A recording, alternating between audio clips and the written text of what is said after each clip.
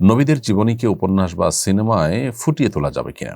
নামাজ পড়তে মন চায় না, সবসময় অলসতা কাজ করে, কি করব?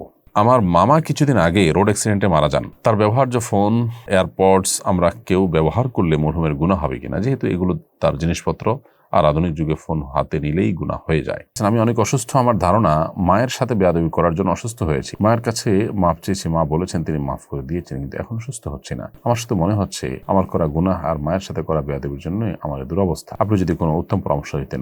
নবীদের জীবনীকে উপন্যাস বা সিনেমায় ফুটিয়ে তোলা যাবে কিনা? নবীদের জীবন নিয়ে অনেক উপন্যাস, অনেক সিনেমা তৈরি হয়েছে। এগুলোর ফলে আম্বিয়া আলাইহিমুসসালাতু ওয়াসসালামের যে ব্যক্তিত্ব, তাদের মর্যাদা, সেটা কোনো কোনো ক্ষেত্রে হানি হওয়ার আশঙ্কা থাকে। তাদের ক্যারেক্টারে, তাদের চরিত্রে অনেকে অভিনয় করেন।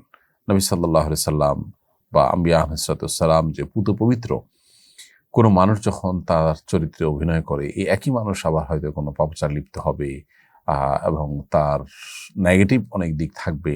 তখন আসলে নবীদের সম্পর্কে মানুষের নেগেটিভ ধারণা তৈরি না হলেও নবীদের প্রতি অসম্মান হয় কিছুটা।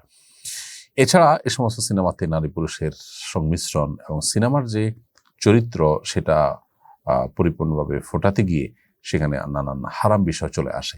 তো সেই কারণে এ ধরনের বিষয় থেকে আমাদের যথাসম্ভব বিরত থাকা উচিত, বর্জন করা উচিত।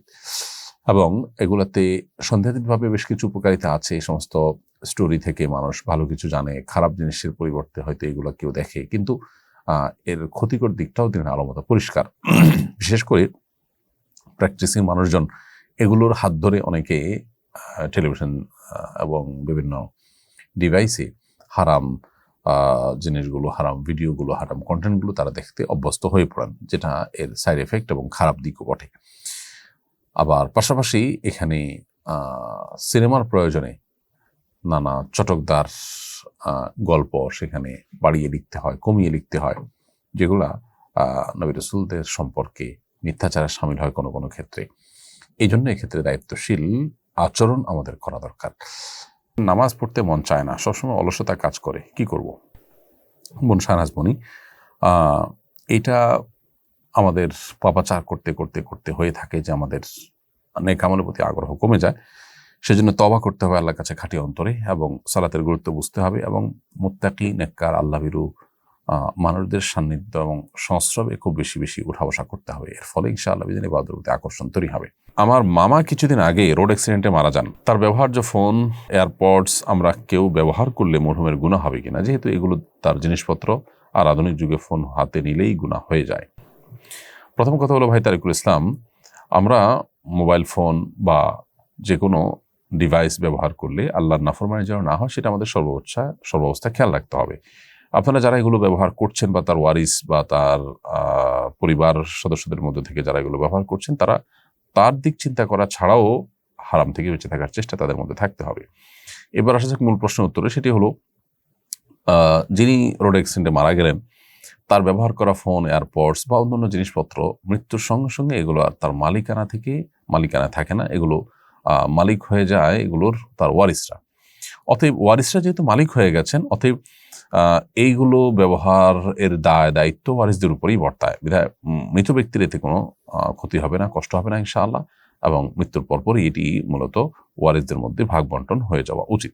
আমি অনেক অসুস্থ, আমার ধারণা মায়ের সাথে বেয়াদবি করার জন্য অসুস্থ হয়েছি। মায়ের কাছে মাপ চেয়েছি, মা বলেছেন তিনি মাফ করে দিয়েছেন, কিন্তু এখন সুস্থ হচ্ছে না। আমার সাথে মনে হচ্ছে আমার করা গুনাহ আর মায়ের সাথে করা বেয়াদবির জন্য আমার দুরবস্থা। আপনি যদি কোনো উত্তম পরামর্শ দিতেন। প্রথমত বোন, এটা নিয়ে অতিরিক্ত পেরেশানি, যেটা নৈরাশ্যের দিকে আপনাকে নিয়ে যেতে পারে, সেটা আপনার করা উচিত হবে না। দ্বিতীয়ত, মা যদি বেঁচে থাকেন তার কাছে আপনি মাপ চাইবেন, এবং তিনি যদি বলেন যে তিনি মাফ করে দিয়েছেন, তাহলে আপনি মাত্রাতিরিক্ত চাপ নিয়ে নিজের প্রতি নিজে প্রেশার তৈরি করা, এটা আপনার উচিত হবে না। পাশাপাশি আমাদেরকে মনে রাখতে হবে যে আমাদের গুনাহের কারণে এ ধরনের পরিস্থিতি তৈরি হতে পারে, সেজন্য আল্লাহর কাছে আমরা ইস্তেগফার করব। পাশাপাশি আপনি ডাক্তার দেখাবেন এবং ইস্তেগফার অব্যাহত রাখবেন, কারণ নবী সাল্লাল্লাহু আলাইহি ওয়াসাল্লাম বলেছেন, মান লাজিমাল ইস্তেগফার জাআলাল্লাহু মিন কুল্লি যায়কিন মাখরাজা ওয়া মিন কুল্লি হাম্মিন ফারজা ওয়া ইয়ারযুকহু মিন হাইসু লা ইয়াহতাসিব। হাদিসটি আবু দাউদে বর্ণিত হয়েছে। নবী সাল্লাল্লাহু আলাইহি ওয়াসাল্লাম বলেছেন, যে ব্যক্তি ইস্তেগফারকে অবলম্বন করবে, ইস্তেগফারকে আঁকড়ে ধরবে, নিয়মিত ইস্তেগফার করবে, আল্লাহ তাআলা তাকে সকল সংকীর্ণ অবস্থান থেকে বের হওয়ার পথ বের করে দিবেন এবং সকল পেরেশানি দূর করে দিবেন এবং তাকে আল্লাহ তাআলা অভাবনীয় পদ্ধতিতে রিজিক দান করবেন, অর্থাৎ সারপ্রাইজ রিজিক তাকে আল্লাহ তাআলা দান করবেন। তো সেজন্য আপনি ইস্তেগফারকে কন্টিনিউ করতে থাকেন ইনশাআল্লাহ তাআলা। সঞ্জিদা জাহান আপনি লিখেছেন, একই বিষয় ভিন্ন ভিন্ন সময় কসম করলে তারপর কসম ভাঙলে কয়টি কাফারা দেওয়া লাগবে? একই বিষয় ভিন্ন ভিন্ন সময় আপনি একাধিক কসম করলে অনেক উলামাদের মতে একটি কাফারাই যথেষ্ট হবে। যেমন সৌদি আরবের শেখ বিন বাজ রাহিমাহুল্লাহ সহ অনেক ওলামায়ে কেরাম, হাম্বলি মাযহাবের ওলামায়ে কেরাম অনেকে বলেন এটি। কিন্তু এর বিপরীতে বাংলাদেশের ওলামায়ে কেরাম তথা ওলামায়ে আহনাফ তাদের দৃষ্টিতে বিশুদ্ধ মত অনুযায়ী আপনাকে ভিন্ন ভিন্ন কাফারা দিতে হবে। যতবার কসম করবেন প্রত্যেকটা কসম ভঙ্গের জন্য আলাদা আলাদা কাফারা আপনাকে দিতে হবে।